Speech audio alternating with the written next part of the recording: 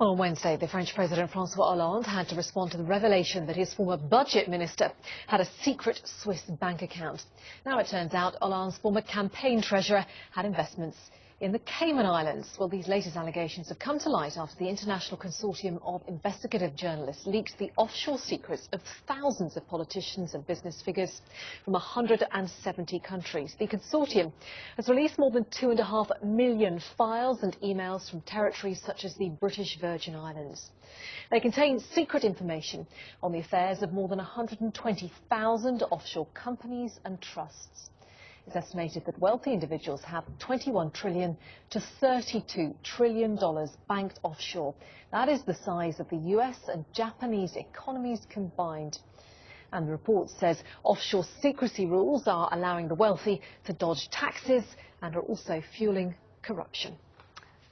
All right, well, joining me live now from Washington, D.C. is Clark Gascoigne. He is the Communications Director at Global Financial Integrity. That is a transparency advocacy group. Thanks for being with us on the programme. How surprised are you by the sheer size of the figures, the numbers involved here? Well, thanks for having me, Felicity. We're not surprised at all. There is a global shadow financial system comprising about 60 or 70 different tax havens around the world. Anonymous shell companies and trade-based money laundering techniques that we estimate facilitate the outflow of about $1 trillion every single year from developing countries.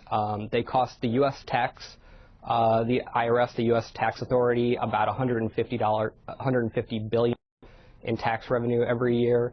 And we estimate that this system facilitated the outflow of about $260 billion from the Greek economy over 2003 to 2009 in the lead up to the Greek debt crisis.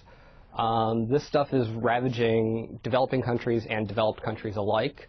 It facilitates crime, it facilitates tax evasion, it facilitates corruption, as you mentioned. But it's not always illegal, is it, to have money in these offshore tax havens, is it? No, it's not illegal to have money in the offshore tax havens, and we don't have a problem with people having money in offshore tax havens if they have them there legally and they're declared. The problem is the secrecy surrounding the fact that these tax havens basically allow you to have your money there anonymously, and the anonymity is what facilitates crime. It facilitates the tax evasion. If the U.S. government knew that a wealthy tax evader had money in Switzerland, and that was properly declared, it wouldn't be tax evasion. It would be declared. They would be paying taxes on it. So we have no problems with that. It's the anonymity, and that's why the word tax haven, we actually prefer the word secrecy jurisdiction. It's the secrecy that these locations provide that's the problem, and it's the secrecy behind anonymous companies that's the problem here. So do you think that actually some people who had money legally in these tax havens would be quite happy to give up their anonymity? I mean, I think that they should have no problem giving up the anonymity. If they have it there legally, they have nothing to worry about. The anonymity is only there, it only protects people that are doing things illegal.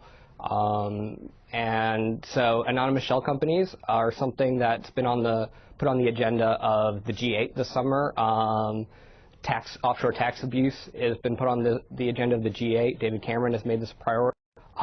They should follow through with it and actually crack down this time and make sure that the beneficial ownership, the true owners of anonymous companies, trusts, foundations, is declared publicly in public databases and registries, or at the very least available to law enforcement, because right now law enforcement don't even have access to the people that own these companies. And we hear case after case of law enforcement officer, U.S. FBI, whoever, being stymied in their investigations of transnational organized crime, terrorist financing, because they come across an anonymous shell company registered in the British Virgin Islands or registered in Liechtenstein, and they can't get access to that, and the trail ends there.